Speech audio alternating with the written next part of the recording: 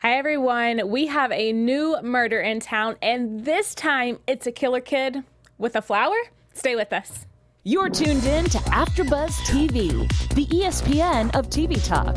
Now, let the buzz begin. Take me back to the day. Yeah, when I was still your golden Father of mine.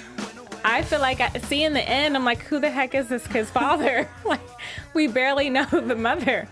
But hi, everyone. It is the after show for The Sinner Season 2, Episode 1, Part 1.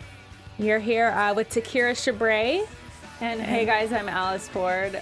And I actually just binge watched Season 1 a couple months ago. So I'm pretty excited about this new season. And it's like totally crazier than I think the first. Oh my God. I'm addicted from Season 1 because I'm kind of like you. Like, I just happened to stumble across The Sinner, like on Netflix. And I was like, huh, what's this? And then I think I actually even saw the preview for The Sinner Season 2 before I saw Season 1. And my mother and I, she's really into like the ID channel and everything. So I was like, you should totally like watch this with me. And we watched it like literally in 2 days. We were like ridiculously tired of all everything. It was good stuff. But yeah, we have a lot to talk about. We're talking about who this kid Julian is, what his background is, Harry's big return. He's back. I was so happy to see his face. Me too. In this one, and this flower. But yeah, so let's hop right into it. Those of you who are in our live chat, feel free to drop comments, topics, questions, all of that good stuff to keep me and Alice company. That's right. And I see that a lot of you are already in there chatting, and we love that. So, let us know. I know Takira asked a lot of you guys what you think Julian's backstory is. So we'll get into that in a little bit, I think. I love. Lots of questions. I know, right? Good stuff. Well, let's talk about this, this quote, air quotes I use, family trip here. So we come across little young Julian and his mom and dad going to Niagara Falls. Did you take it as what did you get off the tension from the parents? Well, right away, I was like, oh, okay, I'm not sure where this is going to go. But obviously from the promos, I knew it was about a child. So, right. But within the first 2 minutes, you're like, something is seriously wrong with this kid. And then why is he... Well, it seemed like Niagara Falls was some sort of weird treat, and it was well, if we can't, oh my God, well, we have to make it because it's something weird's gonna happen if we don't get to Niagara Falls. So Lord forbid if my kids kill me because we don't make it to Disneyland. So at first I was just okay, these parents have just a really out there, maybe somewhat of a deranged kid. I'm not really sure, but I didn't really know what to think about it. Yeah, I kind of got obviously I think we all intentionally got weird vibes off of the mom, and at first I was like, okay, this is kind of maybe an abusive type relationship, but the dad seemed chill. To me he kind of seemed like not the abusive type. So I was like, okay, maybe they've just been having issues with their marriage and trying to work it out, but yeah, it's just the kind of weird vibes, especially when the kid was like, no, that didn't happen. They don't do that when he was talking about the barrels off of Niagara Falls. I'm like, okay, kid, chill. Right.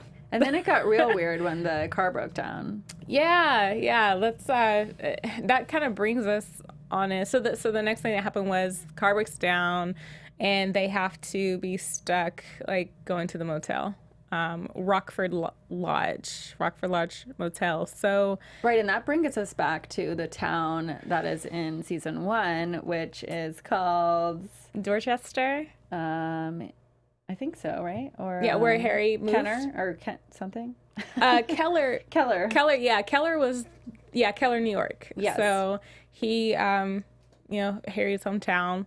Which is, I love the creepy vibe and connection that they are giving to Harry. I know we'll talk about that, but I love it. I love that part. But this motel, how was it weird to you that she got super upset that he tried to flag down a car?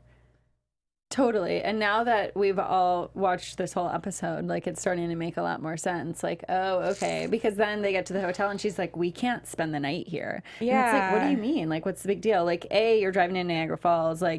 And as soon as their car broke down, it was like just happened to be dark again. Right. You know, it's like, oh, now it's nighttime. It went 0 to 60 real quick. It was like 5 minutes, and here it is midnight. I'm like, where did all this time And then it's go? like, okay, well, obviously you would have been at Niagara Falls then at dark. Yeah. You know, unless they weren't really ever going to Niagara Falls. Well, we kind of got that little quote unquote maybe hint at the end of the episode, so that's kind of interesting. But I just found it, like, I watched it obviously a second time. I mean, you and I did The Alienist together, and you know that I'm like super big on details. I'm like looking at the chick in the background who's blinking, and I'm like, oh, you know, it's a sign. So I really loved watching it the second time around because I realized just how upset she got at him, like flagging down cars, trying to go to the motel. It's like almost like she didn't really want a paper choice, like, you know, like a, Right. she didn't want anyone to see. Exactly. So it was really strange. But, so yeah, let's, I guess the murder at that point. I mean, we have two parents just trying to make it work, like walk on eggshells with Julian, like almost like they were not wanting to make him upset. But then they seemed like so like, I don't know, like happy, and like then when he goes to get the breakfast and she like freaks out like, oh my God, you let him go by himself, which I actually bought at first. I was like, okay, yeah, she's just like an overprotective mom. Right. And this kid is like super weird and like maybe has like some autism or like some sort of like, I don't know, demons that he's fighting. And so they don't want him alone. But then obviously I don't think that's really the case. Clearly. You know what?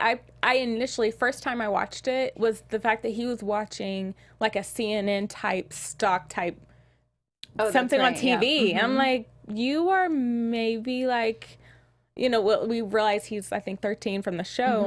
I'm like, you're really intelligent to be watching this. Like, you know, no cartoons or like some kind of weird secret genius. Yeah, exactly. And that's what, and hopefully I'm not the only one. He knows how to steep tea.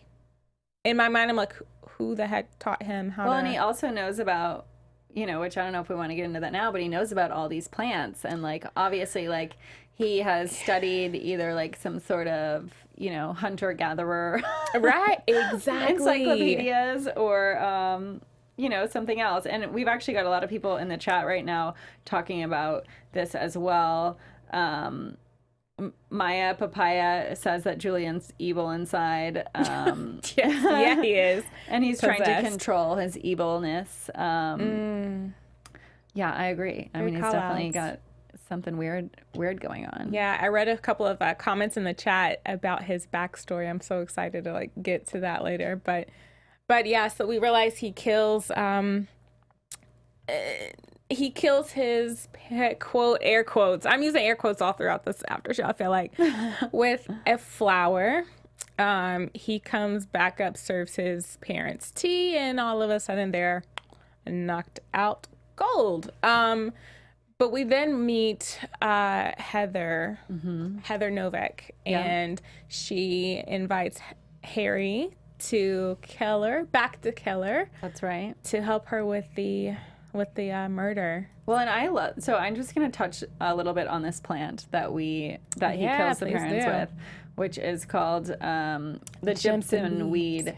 And I actually really loved that they introduced this because in all of season one of the like weird things about Harry is just like that he's always just like staring off into the woods or like, you know, staring off into the trees, and he knows about all these plants. And we never really saw that in season one. We saw it a little bit, I think. We saw a lot of woods in season one. It's almost like both seasons are like this. But his knowledge of like plants wasn't like as important. And now we're seeing like, oh, hey, I'm going to solve this because I know what that is. So that was really interesting. But just some little facts on, a few facts on gypsum weed as well. So it actually grows almost all over the United States, but it's very prevalent in West Virginia. And Americans reported accounts of it all the way back in 1676 in Jamestown, where a lot of people had near-death experiences from eating the seeds. It was used a lot in medicinal purposes, primarily as a sedative. And so all over the world, it's been used as a sedative to try and get prostitutes to work as prostitutes, drugged them. In the Roman army, they crippled people with it. Indians in Colombia used it to kill babies. Wow. Oh my so gosh. It's had a very widespread use over the last couple hundreds of years in all kinds of different things. I never would have, like, I don't remember seeing this flower. It looks like a big honeysuckle to me. Yeah. So I'm like, it has me like super on edge now. I feel like everywhere I go, I'm going to be looking for this flower. Well, and in low dosages, I guess it won't kill you, but kids in West Virginia also are using it as a psychedelic because it will make you hallucinate. So they've actually had a lot of people reporting teenagers using it as like a, a new form of bath salts. Darn millennials finding everything to get high on. That's right. But it's very strange. Like I know a lot of us was saying that he knows about this flower. So I love the connection with, like you said, with the woods. But we see Harry's return. We get a little bit of his backstory. His nails are healed. Did you notice? He was sitting at the bar. That.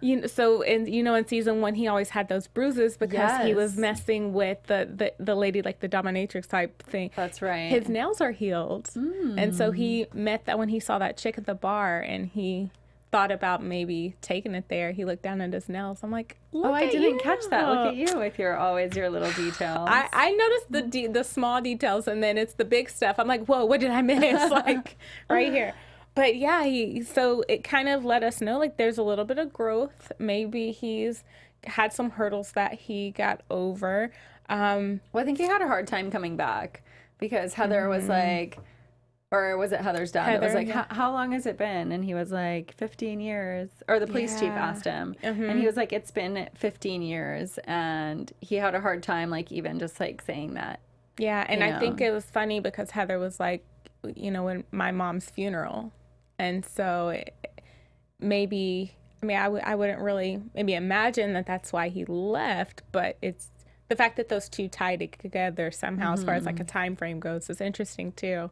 Yeah. So, I guess, well, and who knows? His ex, Faye, might have made a move. I mean, who knows? I'm sure we'll know. I don't know. What do you guys think? Yeah, what do you guys think? While we're asking what you think, take a second to drop us a comment in the live chat. Let us know what you think maybe the ties are between this whole 15-year gap and Heather's mom.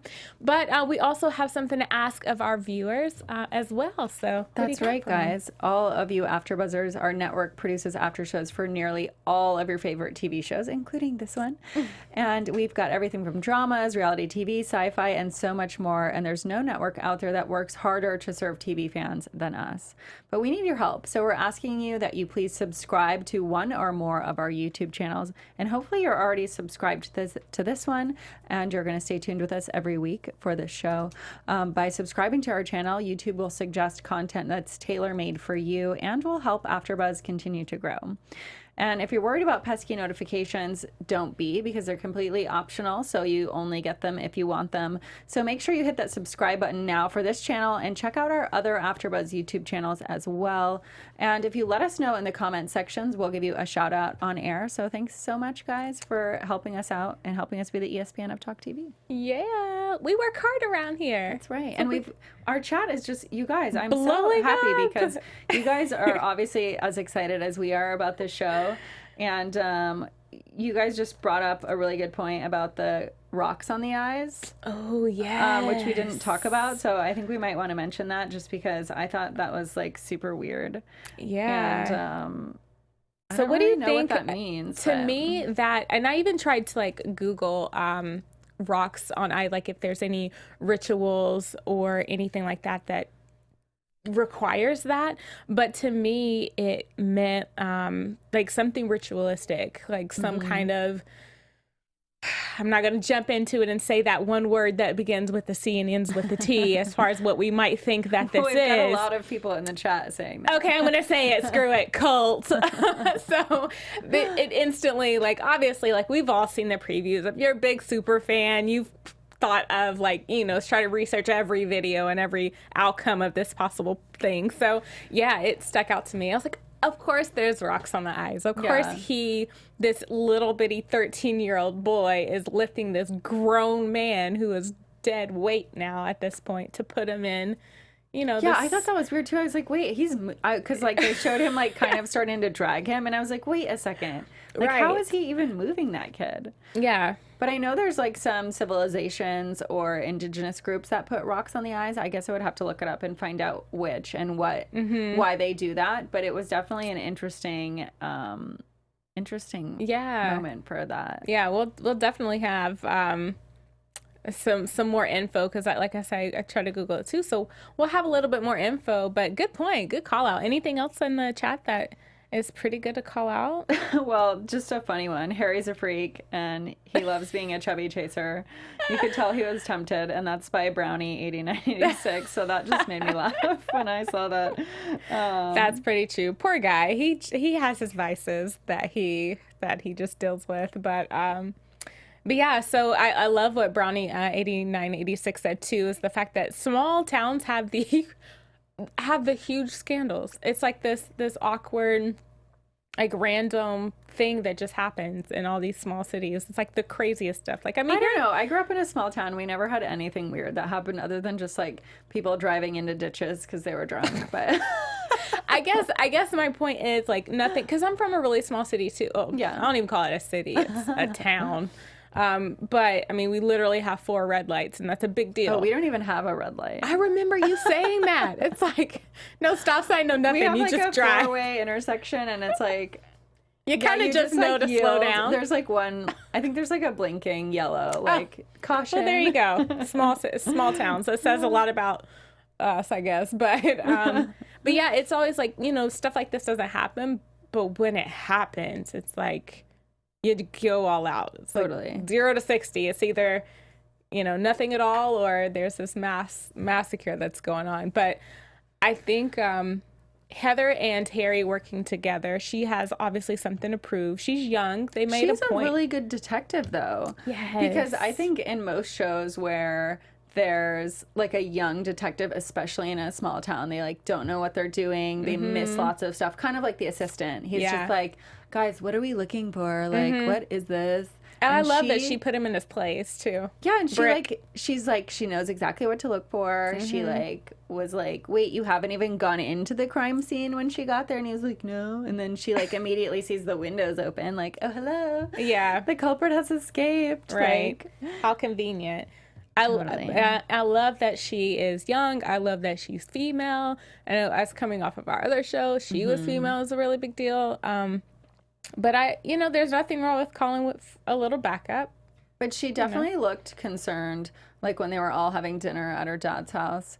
I mean, she definitely looked super freaked out. Like she's downing the wine. She's like in the kitchen with this face of like, oh my God. I don't know. I was like, does she have some sort of demon that she's like trying to escape from? Or is she just maybe freaked out because this is the first murder she's seen? I don't know. Yeah. I thought it was really strange. And maybe I don't want to say too much because I don't want to lead into predictions, but I felt the connection between Harry's mom and Heather's mom, because she'd passed away when she was 15, and then we obviously see Harry's flashback of the fire. Yeah, the fire and the little boy, like looking for.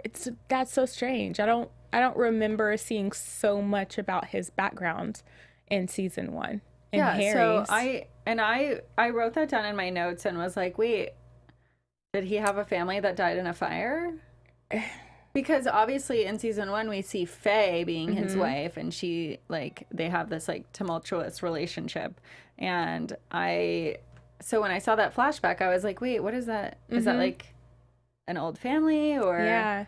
Well, it was very strange. Yeah, I was looking at the cast list, and it has a character.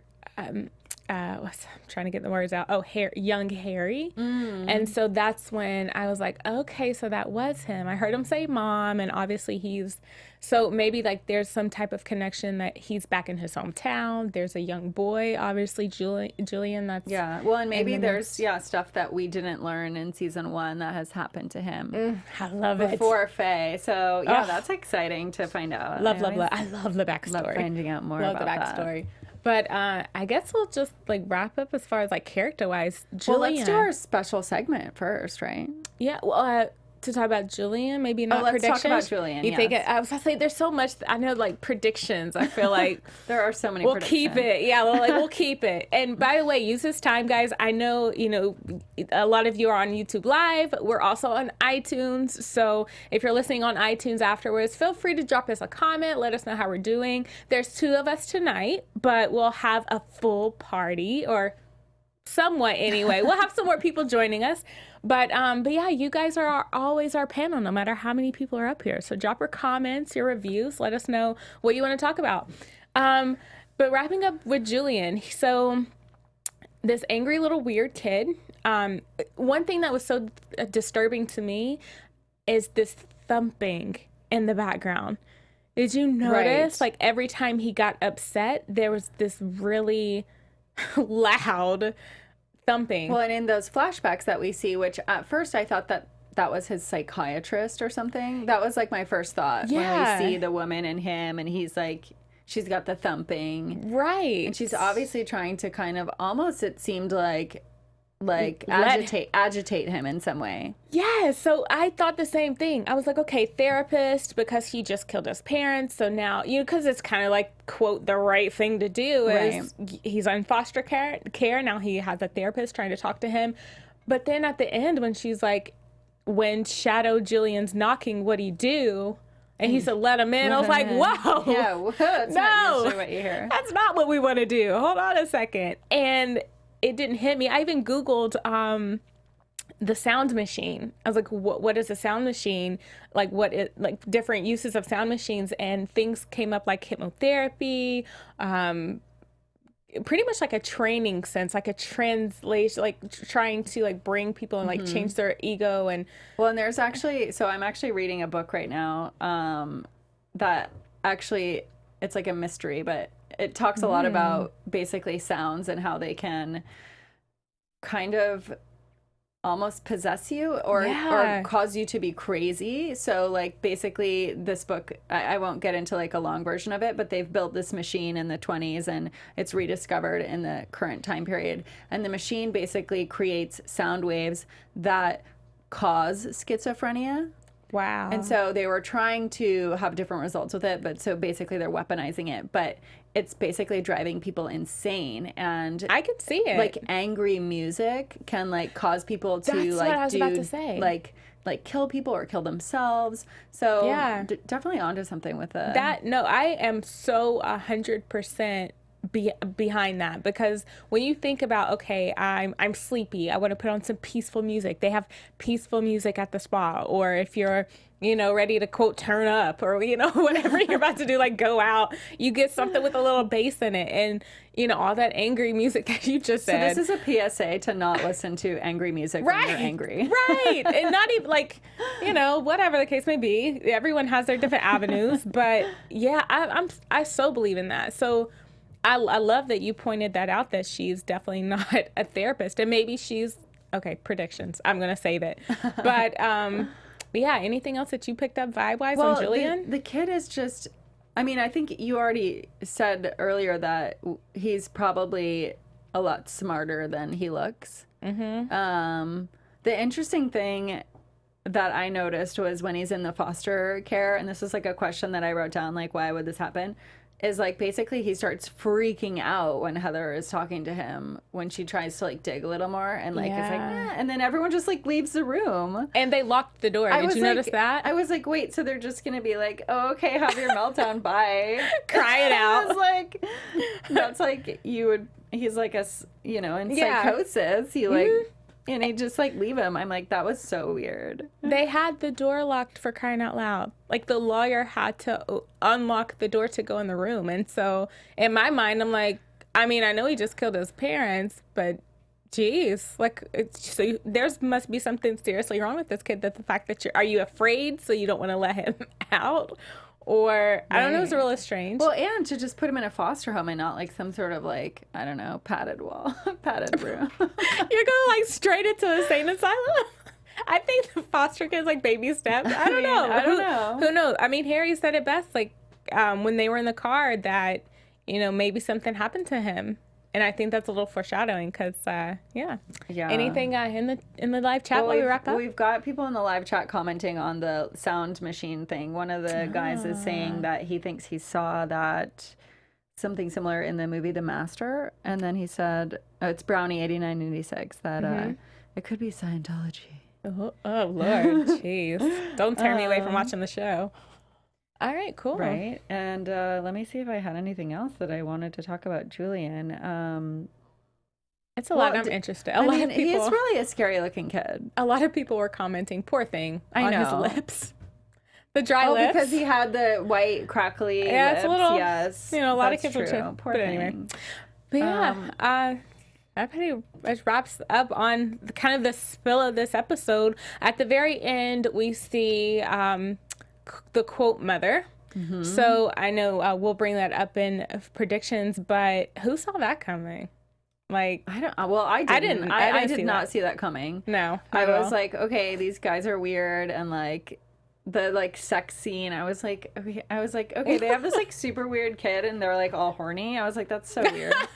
I was like, but okay. I guess sure. like the lady at the end showing up and saying, well, I'm his mother. That's what I was like, whoa, okay.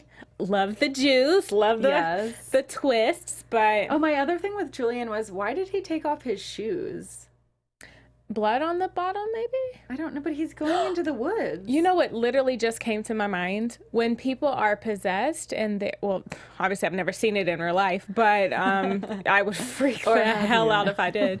But they like their clothes, like they rip off their clothes and it's just like skin. Like, you know, when you watch a lot of scary movies and like the demon comes out of whatever, heck, even Incredible Hulk, it's like, all right, get naked. I'm demon. So I don't know. I don't know. If any of you guys have thoughts about that in the chat, please let us know. Interested to see that. But we have a pretty cool segment that we're going to do on this show, and we call it Killer Kids, where we kind of do a little digging. Like Alice is our good historian up in here, and we're going to do a little digging to look up killer kids in the past. So we're going to kick off this segment. That's right. So we're going to kick off this segment with some creepy music. Because it's only right. A photo of a killer kid. Yeah. So on the screen, we're going to show you, this is 16-year-old Esme. I don't know how to pronounce this, but Sang, I believe. She lived in Kansas, and she was an overachiever pushed to the edge. So her parents were Chinese immigrants that demanded always that she be absolutely perfect in everything that she did. And one time she got allegedly a 96% and not a 100 on a test. Her mother made her stand in the corner naked for hours and hours. So one day she just totally snaps and she stabs her mother to death with a knife. That unfolded, it like went on through several rooms of their home. Oh my gosh. She pleaded guilty to manslaughter and was sentenced to only 8 years. She got free in 2012 and is now perhaps walking the streets of Kansas still. I don't know where she lives now, but Well, can we hop on IG and like just see what she's up to? Oh my god! But then the crazy thing is that she was actually ranked among the best classical pianists in the entire country. Wow! As a 16-year-old, I'm telling you, it's the smart ones. Like, I mean, you know, it's. You got to have a little intelligence to come up with a plot like that. But that's right. Well, so we'll share one killer kid with you every week. Yeah, how interesting! I'll If you try and guys get some find, juicy ones. if you guys find anything super interesting, we're pretty cool with the research. I mean, we're between the both of us. I feel like we're super into detail and research. But yeah, if you guys see anything, like comment in our comments and let us know. I'm gonna drop it on the next Killer Kids. I just have to comment again about Brownie 8986 because it's just his comments are really making me laugh. He said, where did it go? Oh, that maybe the kid is a skin picker. Oh, gross! Thanks for the image in my head, guys. We appreciate that. Great, thanks, Brownie, for the image in the head. But next we'll roll into our news and gossip. AfterBuzz TV News. Yeah. So we did some research on like season 1 versus season 2, season right? 1 versus season 2. And I know a lot of you guys in the chat were already saying when we first jumped on, that you were kind of split on whether or not you wanted it to continue with the old cast or the new cast. So Jessica Biel is a executive producer on this show.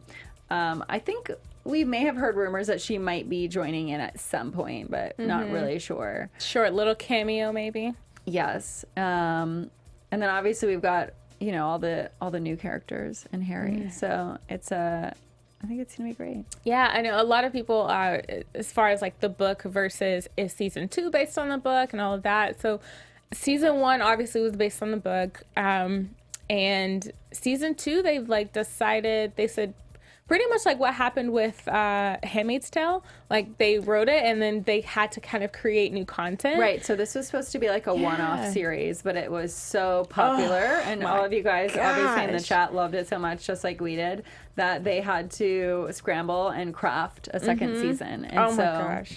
I'm so glad that they did, because this show is so freaking addicting. I mean, episode 1 already, season 2. I don't care if it's new, old.